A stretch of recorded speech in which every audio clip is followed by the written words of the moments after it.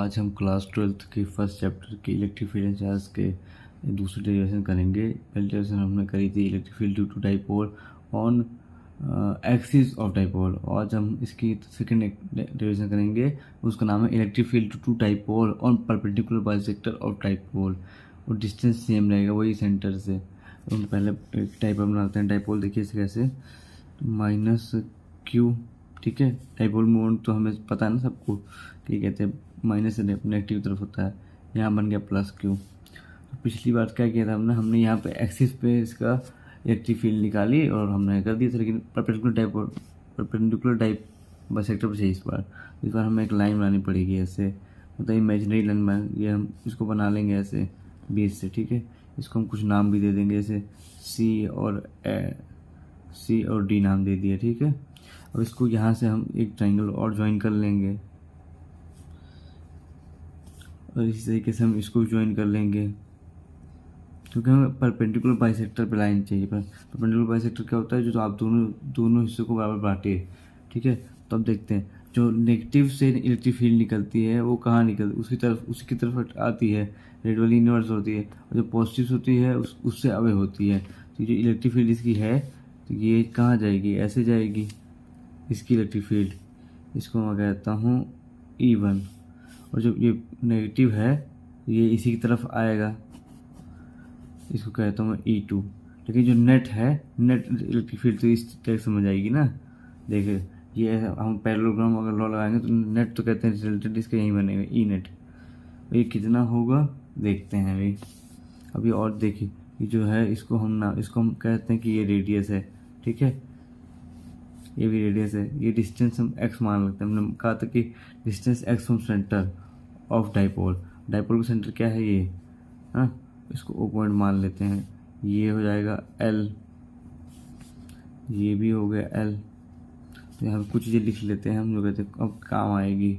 जैसे यहाँ पे R क्या है, R किसके बराबर है, R देखो पाइथागोरस थ्योरम लगाएंगे अगर, तो x square plus L square के बराबर है ना। तो R को हम ऐसे लिख सकते हैं, x square plus L square first equation. अब देखिए जो ई नेट है, इसमें कंपोनेंट भी खोलेंगे। कंपोनेंट कैसे खोलेंगे बोल रहे तो यहाँ पे ई साइन थीटा हो जाएगा, ई के इधर भी ई साइन थीटा हो जाएगा। ये दोनों ऊपर और नीचे हैं, ये दोनों आपस में कैंसिल हो जाएंगे। मेन जो चीज़ इलेक्ट्रिक फील्ड कंपोनेंट आगे बढ़ रहा है वो इस साइड बढ़ रहा है। इस साइड कैसे बढ़ रहा है मतलब दिखाता हूँ। थीटा एंगल है, यहाँ पे थीटा एंगल है, तो ये ई कॉस थीटा यानी टू ई कॉस थीटा ये आगे बढ़ रहा है यहाँ पर। तो ये थीटा एंगल पे है, ठीक है। थीटा एंगल यहाँ पर दे देते हैं इसको। तो जो ई नेट आएगा पूरा वो हम लिख सकते हैं 2e cos थीटा है। अब हम क्या करेंगे कि ई की वैल्यू भी निकालेंगे और cos थीटा वैल्यू निकालेंगे, फिर सब इसको पुट कर देंगे और हमारा आंसर आ जाएगा। जैसे हमने r की वैल्यू पहले निकाल चुके हैं, हम उसको फर्स्ट दे देते हैं। अब cos थीटा की वैल्यू हम निकाल लेते हैं। cos थीटा वैल्यू इसी ट्राइंगल से हम निकाल लेते हैं। देखिए ये जो ट्राइंगल नहीं है, उस ट्राइंगल में बनाया, यहाँ पर ये है x, ये r, ये l, ये है थीटा, ठीक है। तो cos थीटा क्या होता है, सब पूरी दुनिया जानती है, तो बेस अपॉन में हाइपोटेन्यूज, ठीक है।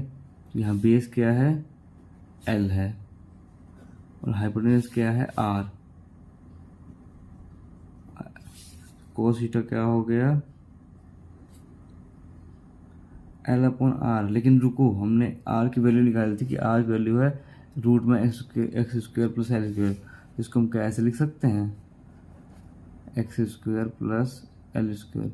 जी हाँ, आप बिल्कुल ऐसा लिख सकते हैं, यही तो कहते हैं फिजिक्स से। अब हम आगे बढ़ते हैं कि ई नेट जो है वो है 2e cos थीटा।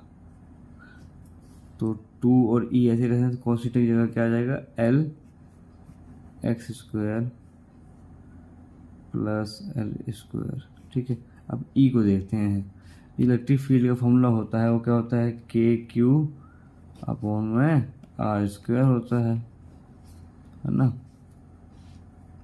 तो यहाँ पर इलेक्ट्रिक फील्ड बनेगी, वो कैसे, के ठीक है, के रहेगा, क्यू भी ऐसे ही रहेगा, आर स्क्वायर लेकिन आ गया तो स्क्वायर कहते हैं, ये वैल्यू आ जाएगी x square plus L square. तो E1 भी ऐसे ही रहेगा, E2 भी ऐसे ही रहेगा, ई नेट भी ऐसे ही रहेगा। ये इसकी फाइनल वैल्यू आ गई। इसको हम डालते हैं थर्ड पे, ठीक है, थर्ड हो गया। तो अब फाइनली हम इसके मतलब मेन रिजल्ट पे आ रहे हैं। ये इक्वेशन थोड़ा थोड़ा डिफिकल्ट नहीं, लेकिन मान लीजिए कंपोनेंट आ जाता है, थोड़ा कहते हैं हल्का सा तो लंबा हो जाता है। E net equal to 2E cos theta, ठीक है, ये चीज़ थी।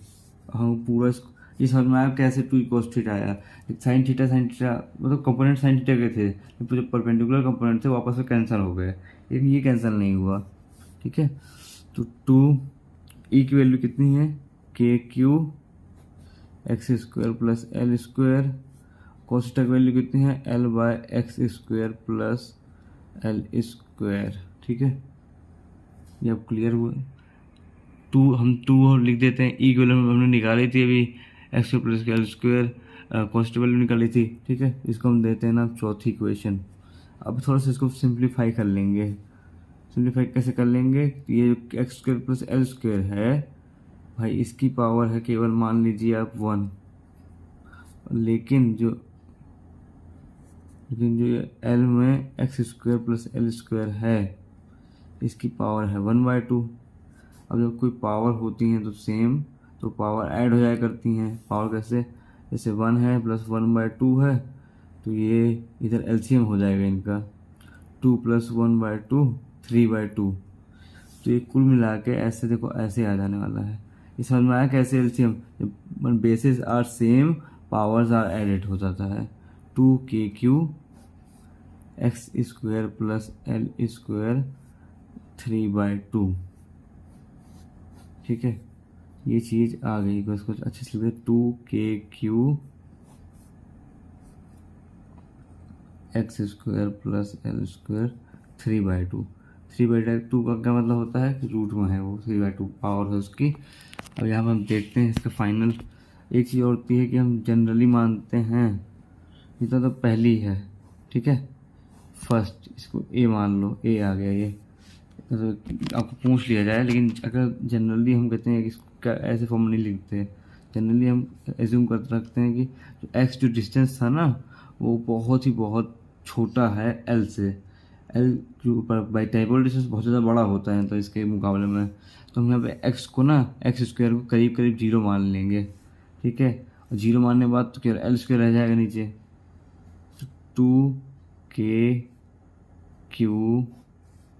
एक्स स्क्वायर ख़त्म, एल स्क्वायर 3/2, 2 यहाँ पर से कट जाएगा, 2KQ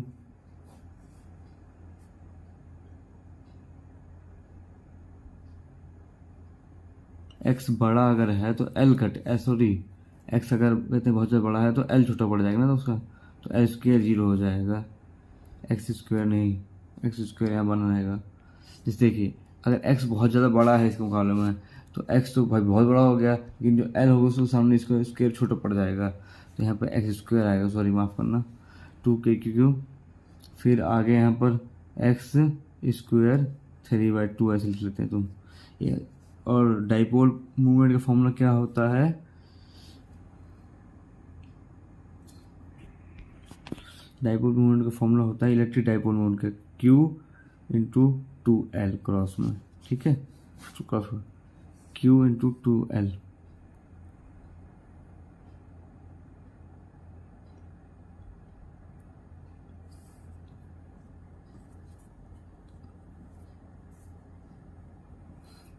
यहाँ पे देखना हमने एल नहीं लगाया था, एल जो ऊपर वाला था ना उसको हमने कहते मिस करी थी, तो एल लगा दिया। अब चलो इसको फिर जल्दी से ख़त्म करते हैं। अब देखिए क्या होगा, तो क्यू भी है साथ में 2L भी है, तो ये हो जाएगा P, है ना, और K भी हो जाएगा, एक्स स्क्वायर ये पावर कैंसिल हो जाएगी तो ये हो जाएगा x क्यूब तो ये आंसर आ गया 2kp(x³). ये इसका जनरल फॉर्म है।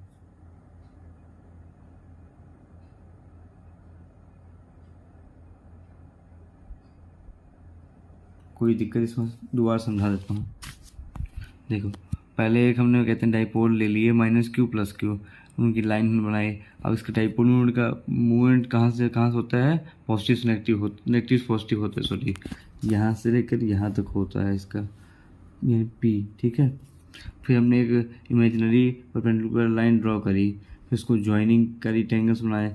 फिर हमने -q का इलेक्ट्रिक फील्ड देखा कहाँ जाएगी, इसकी तरफ आएगी, और +q का इलेक्ट्रिक फील्ड यहाँ जाएगी। ई नेट बना, ई नेट कहते हैं बना, तो उसका तब दो कंपोनेंट थे, E sine theta, E cos theta. E sine theta cancel हो गए, ई कॉस थीटा थे, तो उनको दोनों आपस में मिल गए, तो ई नेट हमारा टू ई कॉस थीटा आया। लेकिन हम थोड़ा सा सिंप्लीफाई करना पड़ता है, अगर मतलब बिल्कुल, तो हमने कॉस थीटा की पहले वैल्यू निकाल ली, और आर की वैल्यू निकाल ली, कॉस थीटा वैल्यू L/R करके, मतलब जिसको बेसिक आते हैं ट्रिग्नोमेट्री का, वो तो आराम से इस डेरिवेशन को हिला देता।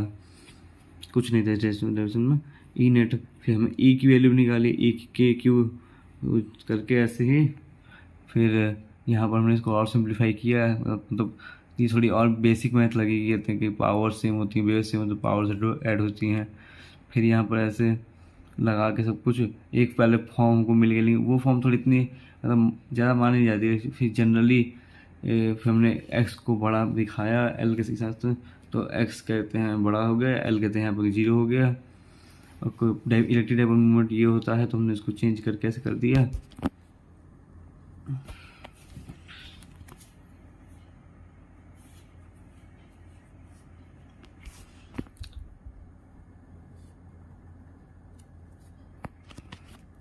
तो ये आ जाएगा फाइनली kp/x। अब मैं आपको एक चीज़ और लिखा देता हूँ कि जो हमने ई एक्सिस निकाला था और ई इक्वेटर, ये 2 नहीं है, इसमें 2 तो चला जाता है। जो ई एक्सिस था, जो हमने कल निकाला था डाइपोल के लिए, वो भाई बराबर होता है 2 ऑफ ई इक्वेटोरियल। कल नहीं कराया था, मतलब 2-3 दिन पहले कराया था। ये रिलेशन भी आपको याद, लेकिन इसके लिए कंडीशन क्या है कि उनका जो डिस्टेंस होना चाहिए एट सेम डिस्टेंस होना चाहिए, ये तभी कहते हैं ये चीज़ वैलिड है। ओके, क्या उसका फॉर्मूला था 2kp(x³). इसका फॉर्मूला बन रहा है kp/x³। तो ये 2 गुना हुआ ना ये एक्सिस वाला, इसलिए हम इसको ऐसे करते हैं, ठीक है। लेकिन डिस्टेंस सेम होना चाहिए, x जो होगा। तो चलिए, फिर हम अगली वीडियो में आपसे किसी बेहतरीन डेरिवेशन के साथ मिलेंगे। आप कमेंट में बताएं कौन सी डेरिवेशन आप समझ नहीं आ रही, तो मैं उसको कहते हैं आपके लिए लेकर आऊँगा। ये पूरे चैप्टर की फॉर्मूला सीट आपको चाहिए, या पूरा चैप्टर ही आपको समझाना है नोट से। अभी दिक्कत क्या है कि कैमरा कहते हैं ये फ़ोन वाला, तो इसमें ज़्यादा बड़ी वीडियो नहीं बन सकती, ऐसी शॉर्ट वीडियो बन सकती है, ठीक है। कुछ दिन का सेटअप सही हो जाएगा, तो उसके बाद हम बड़ी बड़ी वीडियोज़ बनाएंगे। तब तक के लिए बाय। RS कोचिंग सेंटर में आपका स्वागत हमेशा ही रहेगा, कोई बात नहीं, चलो बाय।